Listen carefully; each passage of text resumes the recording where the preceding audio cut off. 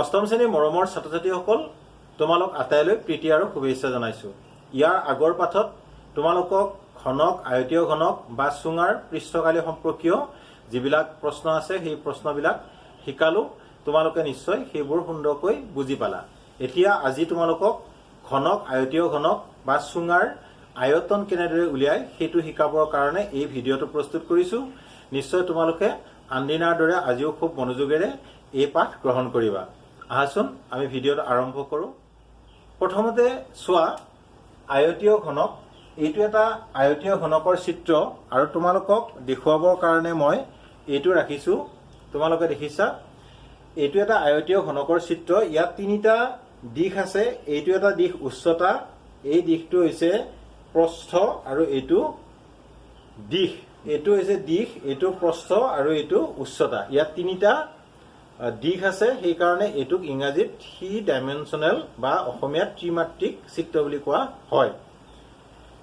এই দিশ তিনিটা ইয়াত মই লিখি দেখুৱাইছো। চোৱা এইটো হৈছে দিশ বা আমি যিটোক দীঘল পাওঁ সেইটোক দিশ বুলি কওঁ। এইটো প্ৰস্থ আৰু এইটো উচ্চতা। এতিয়া এই তিনিটাৰ যদি জোখ দিয়া থাকে চেণ্টিমিটাৰ, মিটাৰ, কিলোমিটাৰ বা যিয়েই নহওক তেনেকুৱা যদি কিবা এককত ইয়াৰ জোখ দিয়া থাকে তেতিয়াহ'লে এই তিনিওটাক পূৰণ কৰিলে যিটো উত্তৰ ওলাব সেইটো ঘন একক হ'ব ইয়াৰ আয়তন। বুজি পালা নিশ্চয়? যেনে ধৰি ললো দিশ আছিলে 10 মিটাৰ, প্ৰস্থ আছিলে 6 মিটাৰ আৰু উচ্চতা আছিলে 4 মিটাৰ। এনেকুৱা এটা আমি পানীৰ টেংকি বুলি ধৰি ল'ব পাৰোঁ। এই পানীৰ টেংকিটোৰ যিটো আয়তন হ'ব সেই আয়তনটো হ'ব 6 পূৰণ 10 পূৰণ 4 অৰ্থাৎ 6 × 10 × 4 ইজ ইকুৱেল টু 6 × 10 = 60 আৰু 60 4 × 0 240 হ'ব। এইটো হ'ব ঘন মিটাৰ। এতিয়া এই 240 ঘন মিটাৰেই হৈছে এই আয়তীয় ঘনকটোৰ আয়তন। তোমালোকে চাগৈ সুন্দৰকৈ বুজিলা। এইবাৰ আহিছো ঘনকলৈ। তোমালোকে ঘনক দেখিছা, লুডুৰ ডাইচ এটা ঘনক। ঘনকৰ বিশেষত্ব হ'ল ইয়াৰ গোটেইকেইটা দিশে সমান, অৰ্থাৎ দিশ, প্ৰস্থ আৰু উচ্চতা সমান। এই ক্ষেত্ৰত আমি আয়তীয় ঘনকৰ যেনেকে আয়তন উলিয়াইছিলো ইয়াতো তেনেকে আয়তন উলিয়াব লাগিব, কিন্তু ইয়াত তিনিওটা সমান কাৰণে আমি L × L বুলি নিলিখি আমি আয়তনটো কেৱল L³ বুলি লিখো বা তোমালোকে A³ বুলিও ক'ব পাৰা, সেইটো কোনো কথা নাই। L আখৰটোৱে লেংথ বুজাইছে, সেইকাৰণে L³ বুলি ইয়াত লিখা হৈছে। এই ঘনকটোৰ আয়তন হ'ব L³ ঘন একক। যদি চেণ্টিমিটাৰ থাকে ঘন চেণ্টিমিটাৰ বা মিটাৰত থাকিলে ঘন মিটাৰ। ধৰি ললো এই ঘনকটোৰ এটা বাহুৰ দিশ 2 মিটাৰ। গতিকে এই ঘনকটোৰ আয়তন হ'ব 2³ ঘন মিটাৰ, অৰ্থাৎ 2³ মানে হৈছে 2 তিনিটা পূৰণ। 2 × 4 4 × 8 8 ঘন মিটাৰ হ'ব ইয়াৰ আয়তন। এইটো তোমালোকে সুন্দৰকৈ বুজিলা। ইয়াৰ পিছত আহিলো চুঙালৈ। তোমালোকে এইটো ইয়াত চুঙাৰ চিত্ৰটো দেখিছা। পানী খোৱা গিলাচবিলাকো তোমালোকে দেখিছা। পানী খোৱা গিলাচৰ দৰেই এইটো এটা চুঙা। ইয়াৰ তলৰ ফালে এখন তল আছে আৰু ইয়াৰ পিঠিত এখন তল আছে। ইয়াত দুখন তল আমি বিবেচনা কৰিব লাগিব। এই চুঙাটোৰ যিটো আয়তন হ'ব সেই আয়তনটো হ'ব πr²h। এইটো হৈছে চুঙাৰ আয়তন। এই ক্ষেত্ৰত তোমালোকে পাই মানে জানা 7/22 আৰু r হৈছে এই তলখন বা আমি এইখনৰ কথাও ক'ব পাৰোঁ। এইখিনিৰ ইয়াৰ আধাটো, অৰ্থাৎ এই বৃত্তটোৰ যিটো ব্যাসাৰ্ধ হ'ব সেইটোৱে হৈছে ইয়াৰ r। গতিকে এইটো r² আৰু h এইটোৱে হৈছে h উচ্চতা, অৰ্থাৎ চুঙাটো কিমান ওখ সেইটোৱে হৈছে ইয়াৰ উচ্চতা। এতিয়া এই আৰৰ বৰ্গ আৰু উচ্চতা তাৰ লগত যদি 7/22 পূৰণ কৰা তেতিয়াহ'লে এনেকুৱা ধৰণৰ চুঙাৰ তোমালোকে আয়তন পাবা। নিশ্চয় তোমালোকে তিনিওটা আয়তন ঘনক, আয়তীয় ঘনক আৰু চুঙা আয়তন কেনেদৰে উলিয়াই বুজিলা আৰু যদি তোমালোকে বুজাত অসুবিধা পাইছা তোমালোকে মোক কমেন্ট কৰিবলৈ নাপাহৰিবা এতিয়া মই আহিছো ধাৰণ ক্ষমতা আৰু আয়তনৰ মাজত কি সম্পৰ্ক আছে সেইটো চাবলৈ তোমালোকে এই চিত্ৰটোৰ ইতিমধ্যে আয়তন উলিয়াবলৈ শিকিছা দিশ পূৰণ প্ৰস্থ পূৰণ উচ্চতা কৰিলে হ'ব ইয়াৰ আয়তন এতিয়া এনে ধৰণৰ যদি এটা পানীৰ টেংকি হয় এই টেংকিটোত কিমান পানী ধৰিব সেইটো হৈছে ইয়াৰ ধাৰণ ক্ষমতা এতিয়া চোৱা যদি এই টেংকিটোৰ বেৰবিলাক এইখন এখন বেৰ এইখন এখন বেৰ এই বেৰবিলাক যদি খুব পাতল হয় বা নগণ্য বুলি আমি কম নগণ্য পৰিমাণৰ ডাঠ যদি হয় তেতিয়াহ'লে ইয়াৰ ধাৰণ ক্ষমতা আৰু আয়তন একেই হ'ব বুজিলা তোমালোকে ধৰি ললো এটা চৌবাচ্চাৰ আয়তন 1000 ঘন চেণ্টিমিটাৰ এতিয়া সেই চৌবাচ্চাটোত কিমান লিটাৰ পানী ধৰিব সেইটো এটা বিশেষ ধৰণৰ অংক তোমালোকে চোৱা আমি পাইছো 1 ঘন চেণ্টিমিটাৰ সমান 1 মিলিলিটাৰ বা 1000 ঘন চেণ্টিমিটাৰ সমান 1000 মিলিলিটাৰ আৰু 1 লিটাৰ অৰ্থাৎ 1000 ঘন চেণ্টিমিটাৰ ঠাইত 1 লিটাৰ পানী ধৰে এতিয়া তোমালোকে পানীৰ বটলবিলাক দেখিছা পানী যে আমি খাওঁ 1 লিটাৰৰ পানীৰ বটল বুজি পালানে এতিয়া সেই পানীৰ বটলটোৰ আয়তন হৈছে কিমান 1000 ঘন চেণ্টিমিটাৰ 1000 ঘন চেণ্টিমিটাৰত 1000 মিলিলিটাৰ বা 1 লিটাৰ যেটো আমাৰ 1 লিটাৰৰ পানী বটল থাকে সেইটোৰ ক্ষেত্ৰত এই এনেকুৱা হ'ব ঠিক তেনেদৰে যদি এটা চৌবাচ্চাত 5000 লিটাৰ 5000 ঘন চেণ্টিমিটাৰ ইয়াৰ আয়তন হয় তেতিয়া কিমান লিটাৰ পানী ধৰিব তেনেকুৱা অংক আমাক ইয়াতে উলিয়াবলৈ দিব আমি কৰিম আকৌ চোৱা 1 ঘনমিটাৰ যদি হয় তাত 1000 লিটাৰ পানী ধৰে এতিয়া আমি ইতিমধ্যে লিখিলো 1 ঘন চেণ্টিমিটাৰ 1 ঘন চেণ্টিমিটাৰ 1 মিলিলিটাৰ বা 1000 ঘন চেণ্টিমিটাৰত 1 লিটাৰ এতিয়া আহিছো 1 ঘন মিটাৰ এটো আছে চেণ্টিমিটাৰত এটো আছে মিটাৰ 1 ঘন মিটাৰত 1000 লিটাৰ পানী ধৰে তোমালোকে এইখিনি মুখস্থ কৰিবলৈ চেষ্টা কৰিবা আৰু ইয়াৰ পিছতে আমি অনুশীলনী যেতিয়া অংক কৰিম এইকেইটা সূত্ৰৰ যথেষ্ট পৰিমাণে প্ৰয়োগ হ'ব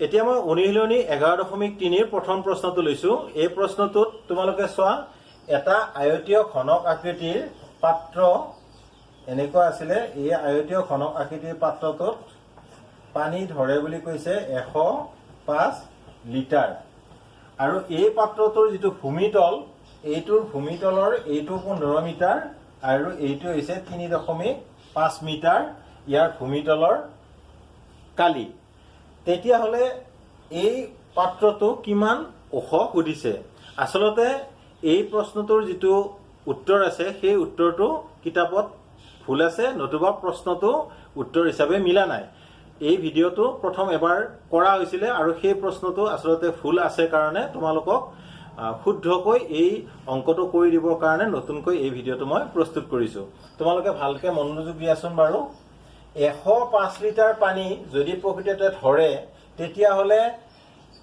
এই 105 লিটাৰক আমি ইয়াৰ আয়তনলৈকে কনভাৰ্ট কৰিব লাগিব মানে 105 লিটাৰ পানী ধৰিলে ইয়াৰ আয়তন কিমান হয় আমি চাব লাগিব আমি জানো 1000 লিটাৰত 1 ঘন মিটাৰ হয় মানে 1 ঘন মিটাৰ যদি ইয়াৰ আয়তন হয় তেতিয়া হলে তাত 1000 লিটাৰ পানী ধৰে আমি এটা লিখিম 1000 লিটাৰ সমান 1 ঘন মিটাৰ এতেকে 1 লিটাৰ সমান 1000 ভাগৰ 1 ঘন মিটাৰ অৰ্থাৎ এতেকে 105 লিটাৰ বুলি কৈছিলে 105 লিটাৰ সমান 1000 ভাগৰ 1 পূৰণ 105 কেনেকুৱা হ'ব এইটো হ'ব 105 আৰু তলত 1000 এতিয়া চোৱা 1000ৰে 105ক হৰণ কৰিলে ইয়াত তিনিটা শূন্য আছে তিনিটা সংখ্যাৰ দশমিক 0.105 হ'ব অৰ্থাৎ আমি এইটো লিখিম 0.105 এটো ঘন মিটাৰ এতিয়া আমি কি বুজিলো এই যেটো চৌবাচ্চা আছে এই চৌবাচ্চাটোৰ যেটো আয়তন সেই আয়তনটো হৈছে 0.015 ঘন মিটাৰ যদি এইখিনি আয়তন হয় আৰু ইয়াৰ দীৰ্ঘ আৰু প্ৰস্থ এইটো আছে উচ্চতাটো এতিয়া আমি উলিয়াব পাৰিম কাৰণ আমি জানো উচ্চতা সমান দীৰ্ঘ পূৰণ প্ৰস্থ পূৰণ উচ্চতা সমান ইয়াৰ আয়তন এতিয়া আমি লিখিম প্ৰশ্নমতে দীৰ্ঘ আছিলে আমাৰ কিমান 15 into 3.5 into h is equal to all 0.105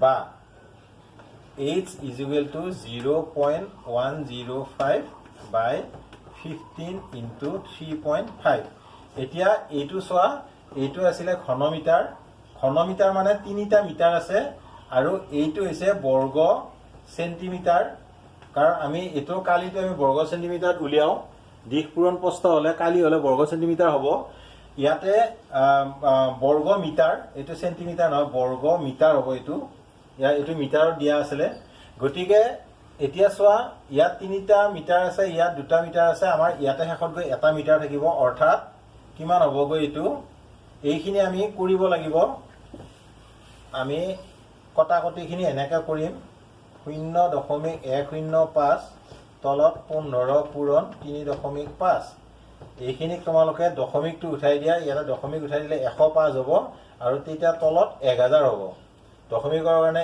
1 তিনটা অংক তিনটা শূন্য আকৌ তলত আগৰ পৰা 15 আছিল আৰু ইয়াত দশমিকটো উঠাই দিতে 35 হ'ল আৰু ওপৰত গৈ হ'ল 10 এতিয়া 0 কাটিলো তাৰ পিছত আমি 5 এৰে কাটি দিলো 5 7 গুণ 35 5 এৰে 5 2 গুণ 10 5 1 গুণ 5 21 বাৰ গ'ল 7 এৰে 7 3 গুণ 21 3 ৰে 3 5 গুণ 15 আৰু তলত থাকিল 100 আৰু 5 অৰ্থাৎ 500 ভাগৰ 1 ইমানখিনিলৈকে আমাৰ ঠিকই আছিল ইয়াৰ পিছত কি হ'বগৈ ইমানখিনি এইটো হ'বগৈ এতিয়া মিটাৰ সমান এতিয়া 5ৰে 1 হৰণ কৰিলে কিমান হ'ব 5ৰ পৰা 5ৰে 1 হৰণ 0.00000 5 2 গুণ 10 অৰ্থাৎ দুইবাৰ যাব ইয়াতে দুইবাৰ গলে 2 0 0 2 0 আৰু 5 2 গুণ 10 অৰ্থাৎ সমান 0.002 মিটাৰ এইটোৱে হ'ব পাত্ৰটোৰ উচ্চতা এবাৰ 2 নম্বৰ প্ৰশ্নটো লৈছো এটা 12 সেন্টিমিটাৰ দৈৰ্ঘ্যৰ বাহুৰ ধাতুৰ ঘনক গলাই 3টা সৰু সৰু ঘনক তৈয়াৰ কৰা হ'ল অৰ্থাৎ এনেকুৱা এটা ঘনক আছিলে এই ঘনকটোৰ এটা ডাঙৰ ঘনক আৰু এই ঘনকটোৰ এটা বাহু আছিলে কিমান 12 সেন্টিমিটাৰ এটো 12 গোটেইটা 12 হ'ব এই ধাতুৰ যেটো ঘনক আছিলে এটো গলাই 3টা সৰু সৰু ঘনক তৈয়াৰ কৰা হৈছে এতিয়া সেই 3টা ঘনকৰ আকৌ এটাৰ বাহু হৈছে 6 সেন্টিমিটাৰ আৰু এটাৰ 8 সেন্টিমিটাৰ তেতিয়া হলে তৃতীয় ঘনকটোৰ বাহুৰ দিশটো উলিয়াব দিছে আমি কি কৰিম প্ৰথমতে যেটো ডাঙৰ ঘনক আছিলে এই ডাঙৰ ঘনকটো 12 সেন্টিমিটাৰ বাহুৰ যেটো ঘনক সেই ঘনকটোৰ আমি আয়তন উলিয়াম আমি লিখিম 12 সেন্টিমিটাৰ বাহুযুক্ত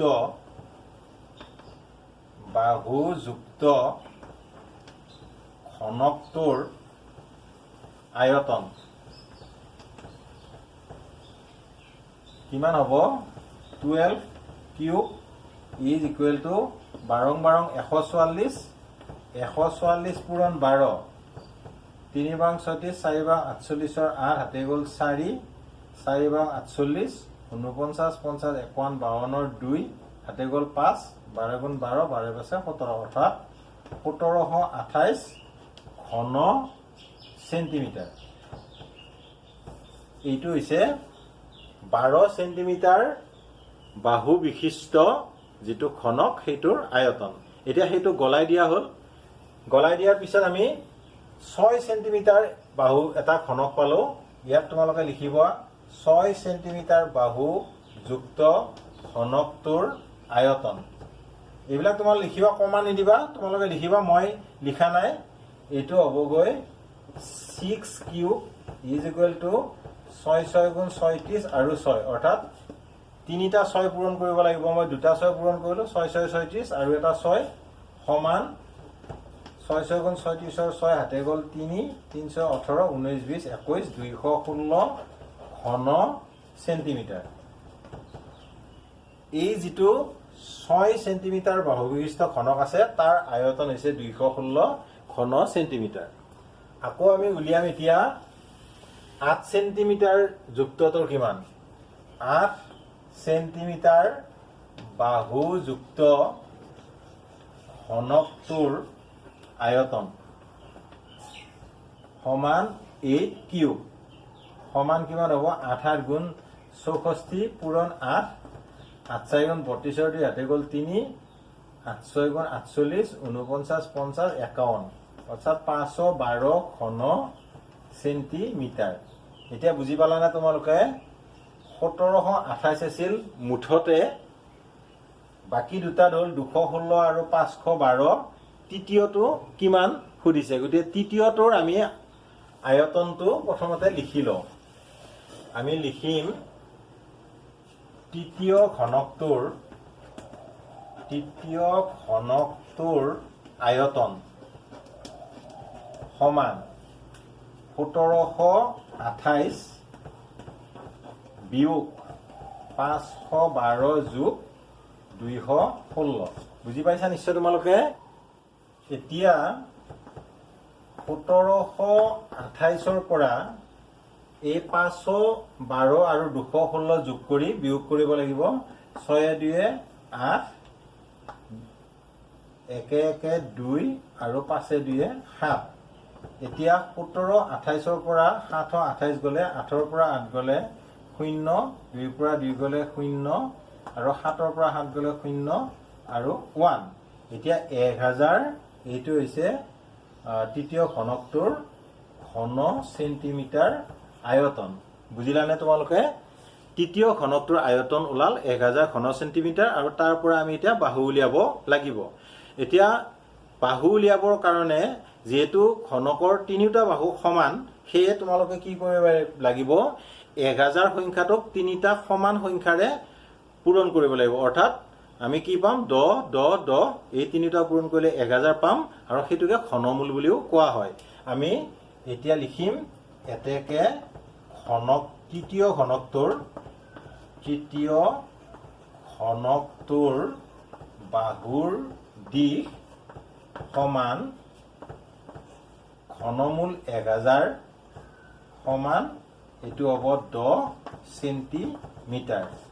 অৰ্থাৎ আমি পালো তৃতীয় ঘনকটোৰ এটা বাহুৰ দৈৰ্ঘ্য বা যিকোনো বাহুৰ দৈৰ্ঘ্য 10 সেন্টিমিটাৰ। নিশ্চয় তোমালোকে অংকটো সুন্দৰকৈ বুজিলা। এবাৰ মই 3 নম্বৰ প্ৰশ্নটো লৈছো। 3 নম্বৰ প্ৰশ্নটো খুব সহজ প্ৰশ্ন, তোমালোকে ভালদৰে কিতাপত চাই লোৱা। কি আছে প্ৰশ্নটোত? এটা আয়তীয় ঘনকৰ ভূমিৰ কালি 180 বৰ্গ সেন্টিমিটাৰ আৰু আয়তন 900 ঘন সেন্টিমিটাৰ, ইয়াৰ উচ্চতাটো নিৰ্ণয় কৰা। এতিয়া ভূমিতলৰ কালি বুলি ক'লে দীঘ আৰু প্ৰস্থটোৱে হ'ব। দীঘ আৰু প্ৰস্থ আমাক দিয়া আছে 180 বৰ্গ সেন্টিমিটাৰ বুলি, আৰু ইয়াৰ যিটো আয়তন মানে দীঘ প্ৰস্থ উচ্চতা, এই তিনিওটা পূৰণ কৰি যিটো পাওঁ সেইটো দিয়া আছে 900 ঘন সেন্টিমিটাৰ। আমি ইয়াত লিখিব পাৰো এনেদৰে, ইয়াত দীঘ পূৰণ প্ৰস্থ সমান 180 বৰ্গ সেন্টিমিটাৰ আৰু আয়তন সমান 900 ঘন সেন্টিমিটাৰ। এতিয়া লিখা প্ৰশ্নমতে মানে কি? এই 900 হ'ব সিহঁত তিনিওটাৰ পূৰণফল, কাৰ কাৰ? দীঘ প্ৰস্থ আৰু উচ্চতাৰ। গতিকে প্ৰশ্নমতে 180 ইন্টু h, এইটো ব্ৰেকেটৰ ভিতৰত লিখি থৈ দিয়া উচ্চতা বুলি। 180 ইনটু h বা উচ্চতা ইজ ইকুৱেল টু 900 ঘন সেন্টিমিটাৰ বা এই 180টো অৱশ্যে ইয়াতে তোমালোকে এককটো লিখিব পাৰা 180 বৰ্গ সেন্টিমিটাৰ এতিয়া h টো ওলাম কিমান ইয়াত লিখা 900 ঘন সেন্টিমিটাৰ আৰু এইটো 180 বৰ্গ সেন্টিমিটাৰ ইয়াত কটাকটি এনেকৈ যাব 0 আৰু 0 কটা যাব 18 ৰে 18 মানে 9 ৰে 9 ইয়াক যাব 9 * 9 = 90 9 ৰে 9 * 2 = 18 2 ৰে 10 5 বাৰ যাব অৰ্থাৎ উত্তৰটো হ'ব 5 সেন্টিমিটাৰ এটো মই মুখতে কৰিলো তোমালোকক কটাকটি কৰি দেখুৱাইছো বাৰু 900 আৰু 180 আছিল 0 0 কাটি দিলো 2 ৰে 9 ৰে কাটিলো 9 * 2 = 90 9 ৰে 9 * 2 = 18 2 ৰে 10 কাটিলো 5 বাৰ এনেদৰে 5 সেন্টিমিটাৰ ওলাইছে এতিয়া কি পালো উচ্চতাটো পালো আমি 5 সেন্টিমিটাৰ এটা তলত লিখা তোমালোকে এতেকে আয়তীয় ঘনকটোৰ উচ্চতা হৈছে 5 সেন্টিমিটাৰ নিশ্চয় তোমালোকে অংকটো সুন্দৰকৈ বুজিছা এবাৰ লৈছো 4 নম্বৰ প্ৰশ্নটো 60 ইনটু 54 ইনটু 30 সেন্টিমিটাৰ মাপৰ খোলা আয়তীয় ঘনকত 6 সেন্টিমিটাৰ বা 6 সেন্টিমিটাৰ বাহুৰ কিমানটা ঘনক ভৰাব পৰা যাব অৰ্থাৎ কেনেকুৱা আছিল ঘনকটো এনেকুৱা ডাঙৰ ঘনক আছিল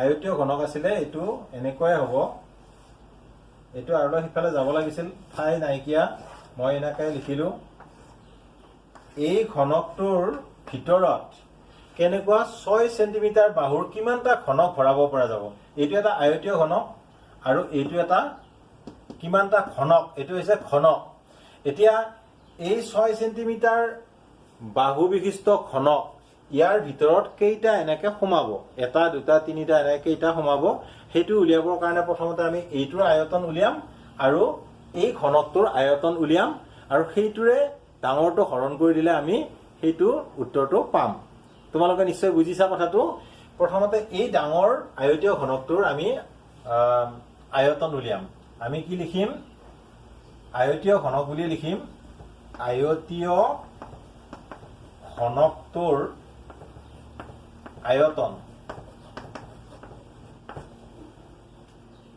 ইয়াত যেহেতু বেলেগ বেলেগ আছে ইয়া চোৱা দিশ প্ৰস্থ উচ্চতা গতিকে আমি লিখিম 60 ইনটু 54 ইনটু 30 ঘন সেন্টিমিটাৰ সমান কিমান হ'বগৈ এইটো এই দুটা পূৰণ কৰিলে 30 আৰু 60 পূৰণ কৰিলে 0 0 300 গুণ 18 1800 ইনটু 54 ঘন সেন্টিমিটাৰ আৰু এইটোক যদি পূৰণ কৰা তোমালোকে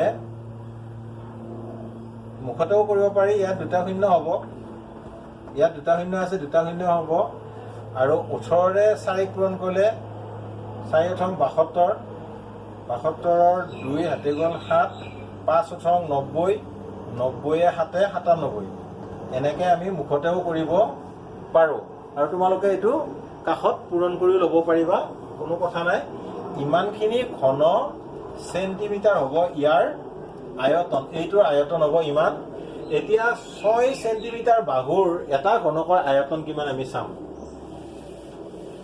6 সেন্টিমিটাৰ বাহুৰ ঘনকৰ আয়তন গতিকে আমি লিখিম ঘনক এটাৰ আয়তন ঘনক এটাৰ আয়তন সমান l কিউব সমান 6 কিউব সমান 6 6 গুণ 36 পূৰণ 6 কিমান হ'ব 6 6 গুণ 36 6 হাতে গ'ল 3 3 18 19 20 21 216 ঘন সেন্টিমিটাৰ ইয়াৰ যেটো সৰু সৰু যেটো ঘনক হ'ল সেই ঘনকটোৰ আয়তন হ'ব 216 ঘন সেন্টিমিটাৰ এতিয়া এই 216 ৰে এইটোক যদি হৰণ কৰি দিও তেতিয়া ঘনকৰ সংখ্যাটো পাম ইয়াত প্ৰয়োজনীয় ঘনকৰ সংখ্যাটো পাম আমি লিখিম হেয়ে এতেকে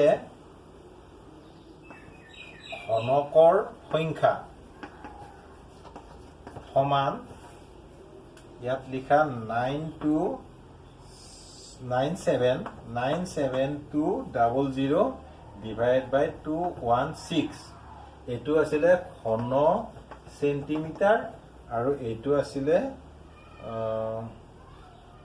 এইটো হৈছে ঘন সেন্টিমিটাৰ দুইটা একে একক আছিলে আৰু আমি এইখিনি এতিয়া কটাকটি কৰিব লাগিব মোৰ বোধেৰে এইটো সম্পূৰ্ণ মিলি যোৱাকৈ উত্তৰটো প্ৰশ্নটো প্ৰস্তুত কৰিছে গতিকে এইটোৰে এইটোক পোনে পোনে বাৰ দি চাব পাৰি সেয়ে আমি হৰণ কৰিম 216ৰে